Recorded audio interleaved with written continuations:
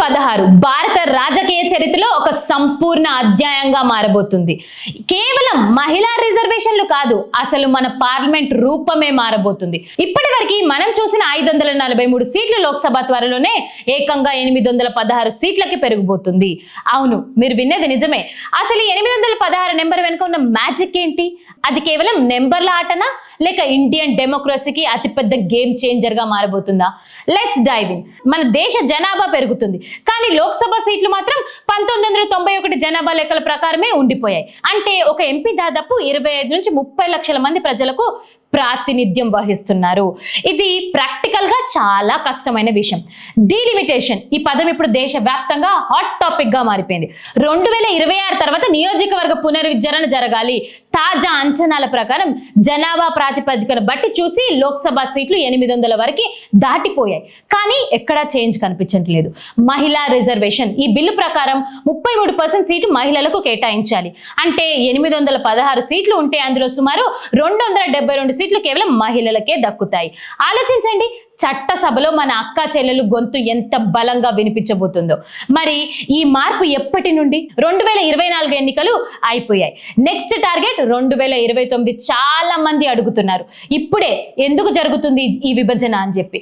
దానికి కారణం సెన్సెక్స్. జనాభా లెక్కలు పూర్తయ్యాక డీలిమిటేషన్ ప్రాసెస్ ముగుస్తుంది. వచ్చే 2029 ఎన్నికల నాటికి ఇండియా ఒక కొత్త పొలిటికల్ మ్యాప్ ను చూడబోతుంది అని చెప్పి ప్రతి దగ్గర వినిపిస్తున్న విషయమే. ఇప్పటి వరకు మహిళల కోటా అంటే ఏదో ఒక సీట్ ఇచ్చి సర్దుబాటు చేయడం అనుకునేవారు. కానీ 816 సీట్ల ఫార్ములా అమలైతే ప్రతి 3 ఎంపీలలో ఒక మహిళా ఎంపీ ఉంటారు. ఇది కేవలం రిజర్వేషన్ కాదు, ఇట్స్ అండ్ పొలిటికల్ రెవల్యూషన్ గా మారబోతుంది. అయితే ఈ మార్పు అంత ఈజీ కాదు. సీటు పెరిగితే దక్షిణ భారత మరియు ఉత్తర భారత మధ్య బ్యాలెన్స్ ఎలా ఉంటుంది? జనాభా నియంత్రణ రాష్ట్రాలకు అన్యాయం జరుగుతుందా అనే డిబేట్స్ కూడా నడుస్తూనే ఉన్నాయి. కానీ పాజిటివ్ సైడ్ చూస్తే నియోజకవర్గ సైజు తగ్గుతుంది. అంటే మీ ఎంపీ మీకు మరింత అందుబాటులోకి వస్తారు. డెవలప్మెంట్ ఫండ్స్ మరింత గ్రౌండ్ లెవెల్ కి చేరుతాయి. ముఖ్యంగా మహిళా సాధికారత స్లోగన్ నుండి యాక్షన్ లోకి మారబోతుంది. ఏప్రిల్ 16న జరగబోయే ఆ ప్రకటన ఈ 816 సీట్లకు ప్రస్థానానికి పునాది కాబోతుంది. 2029లో మన పార్లమెంట్ సరికొత్త కళతో మరింత మంది ప్రజాప్రతినిధులతో కలకలలాడబోతుంది. దేశ భవిష్యత్తును మార్చే ఈ బిగ్ అప్డేట్ గురించి మీరేమనుకుంటున్నారు? 816 సీట్లు పెరగడం వల్ల సామాన్యుడికి మేలు జరుగుతుందా? మీరేమనుకుంటున్నారో కామెంట్ బాక్స్ లో తెలియజేయండి. భారత్ పార్లమెంట్ ప్రజాస్వామ్యానికి దేవాలయం లాంటిది. కానీ ఎల్లుండి అంటే ఏప్రిల్ 16న ఆ దేవాలయంలో గర్భగుడిలో ఒక భారీ మార్పుకి అడుగు పెట్టబోతుంది. ఇప్పటి వరకు మనం 543 సీట్ల లోక్సభ చూసాం, కానీ త్వరలోనే అది 816 సీట్లకి పెరగబోతుంది.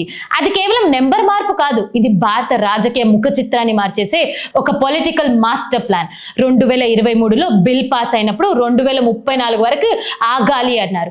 మరి 2029లోనే మహిళా ఎంపీలను పార్లమెంట్ లోకి ఎలా అడుగు పెట్టబోతున్నారు?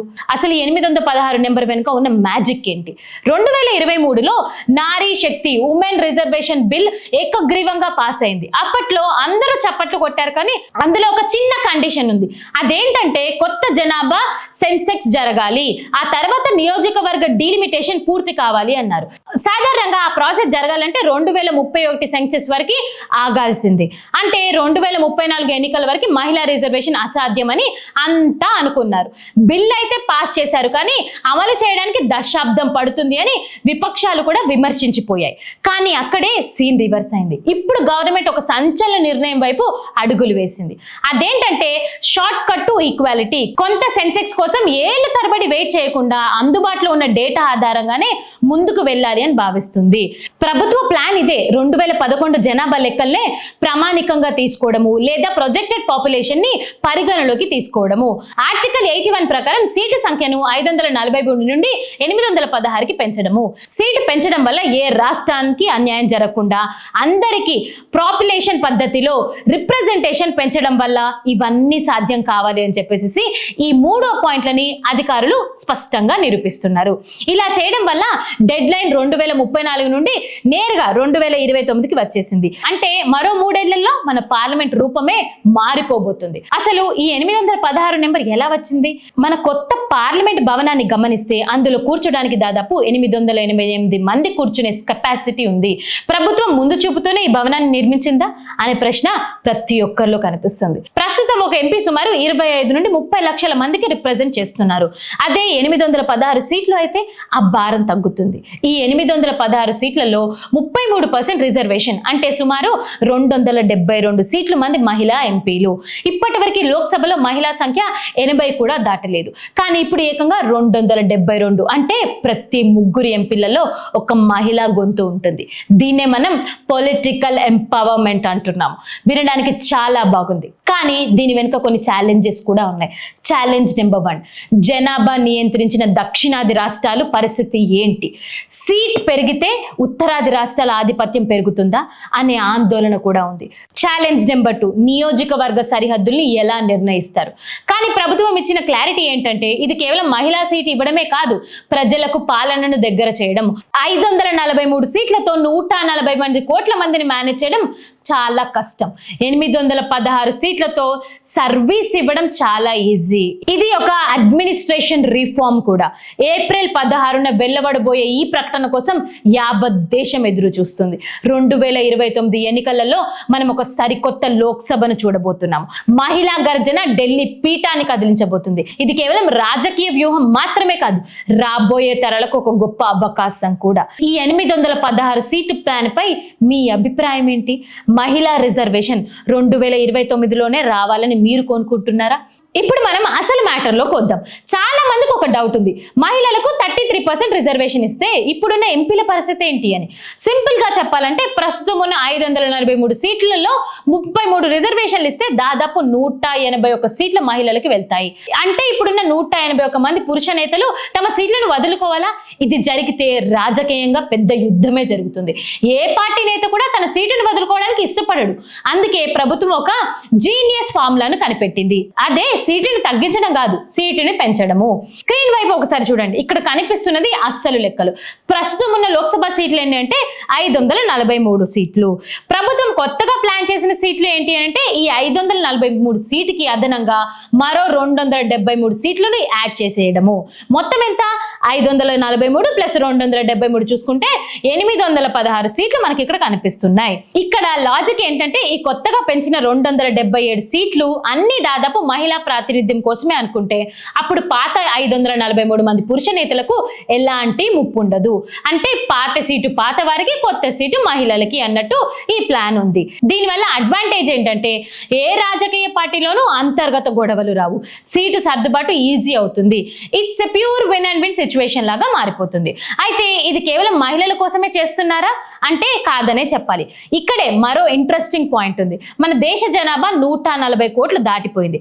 1991లో మన జనాభా కేవలం 55 కోట్లు ఉన్నప్పుడు కూడా మనకి 543 సీట్లే ఉన్నాయి. అంటే అప్పటికి ఇప్పటికి జనాభా డబుల్ కంటే ఎక్కువ పెరిగింది, కానీ ఎంపీల సంఖ్య మాత్రం పెరగలేదు.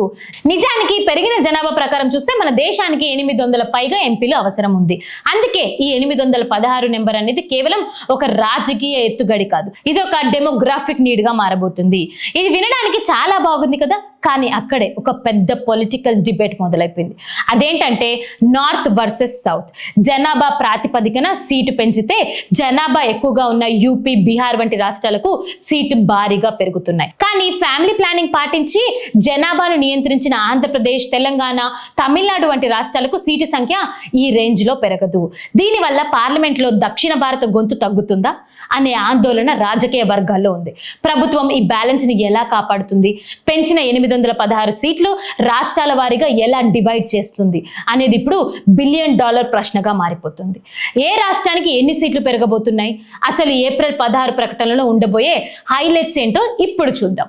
ఇప్పటి వరకు మనం సీటు పెరగడం గురించి మాట్లాడుకున్నాం. వినడానికి అది చాలా పాజిటివ్ గా ఉన్న ఇక్కడ ఒక బిగ్గెస్ట్ కాన్ఫ్లిక్ట్ దాగుంది. అదే ఉత్తర భారత్ వర్సెస్ దక్షిణ భారత్. మన దక్షిణ రాష్ట్రాలు అంటే తెలంగాణ, ఆంధ్రప్రదేశ్, తమిళనాడు, కేరళ, కర్ణాటక గత కొన్ని దశాబ్దాలు ప్రభుత్వం పిలుపు మేరకు జనాభా నియంత్రించాయి, పాపులేషన్ ని కంట్రోల్ చేసుకుంటా వచ్చాయి.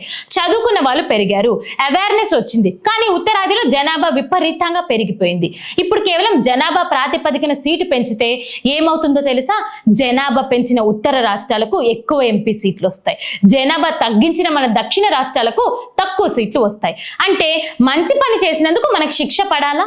అది ఇప్పుడు ప్రతి సౌత్ ఇండియన్ మనసులో ఒక ప్రశ్నగా మారిపోతుంది. ఒక చిన్న లెక్క చూద్దాం.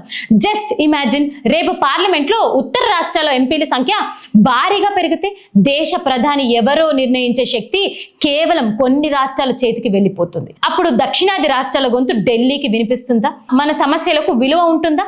అసలు ఈ అన్ని ప్రశ్నలుగా మిగిలిపోతాయి. దీనికి అన్నిటికీ సమాధానం ఏంటో ఇప్పుడు చూద్దాం. ఇప్పటికే మన రాష్ట్రాల నుండి వచ్చే ట్యాక్స్ రెవెన్యూ ఎక్కువ ఉంది, కానీ తిరిగి వచ్చే నిధులు తక్కువ ఉన్నాయని అసంతృప్తితో కొన్ని రాష్ట్రాలు ఉన్నాయి. దీనికి తోడు ఈ సీటు పెంపు కూడా తోడైతే అది పొలిటికల్ ఇంబ్యాలెన్స్ గా దారితీస్తుంది. అందుకే మన ముఖ్యమంత్రులు మరియు ప్రాంతీయ పార్టీలు ఈ విషయంలో చాలా సీరియస్ గా ఉన్నారు. మరి దీనికి పరిష్కారం లేదా అంటే కేంద్రం ఒక సంచలనమైన ఇన్నోవేటివ్ ప్లాన్ తో ముందుకొచ్చింది. అదే వెయిట్ ఫార్ములా. అంటే సీటు కేటాయింపులో కేవలం జనాభా మాత్రమే చూడరు, ఇక్కడ కొన్ని కీలకమైన పాయింట్స్ యాడ్ చేయబోతున్నారు. ఫస్ట్ ఏంటంటే జీడిపి కాంట్రిబ్యూషన్ చూస్తున్నారు. దేశ సంపదలో రాష్ట్ర వాటా ఎంత అనేది లెక్కిస్తున్నారు.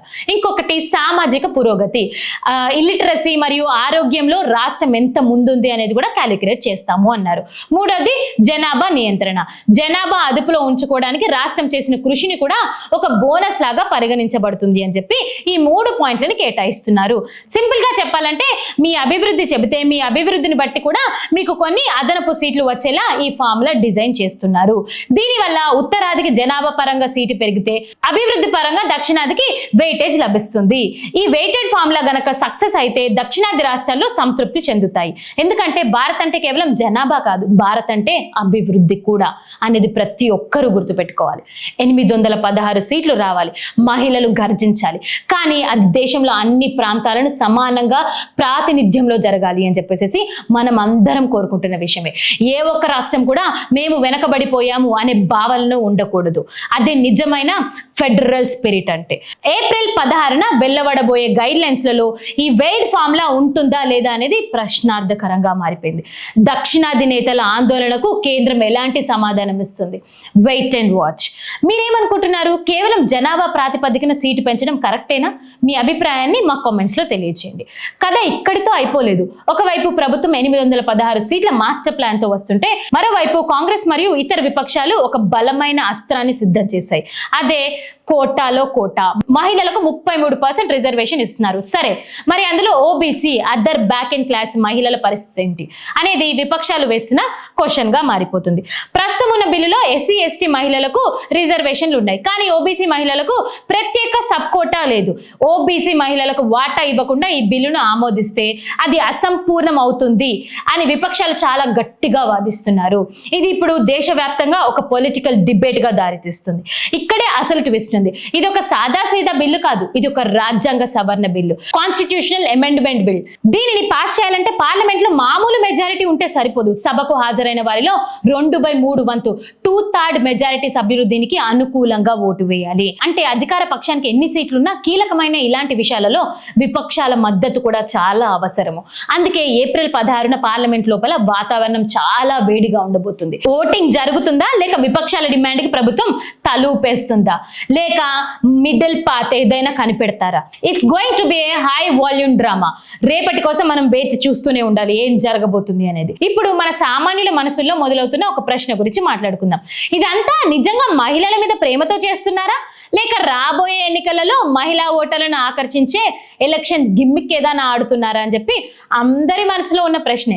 నిజానికి భారతదేశంలో మహిళా ఓటర్ల శాతం భారీగా పెరిగింది. ఏ పార్టీ గెలవాలన్నా ఇప్పుడు మహిళా మద్దతు తప్పనిసరిగా మారిపోయింది. అందుకే ప్రతి పార్టీ తమ మహిళల కోసం ఎక్కువగా పోరాడతామని నిరూపించుకోవాలని చూస్తూనే ఉంది.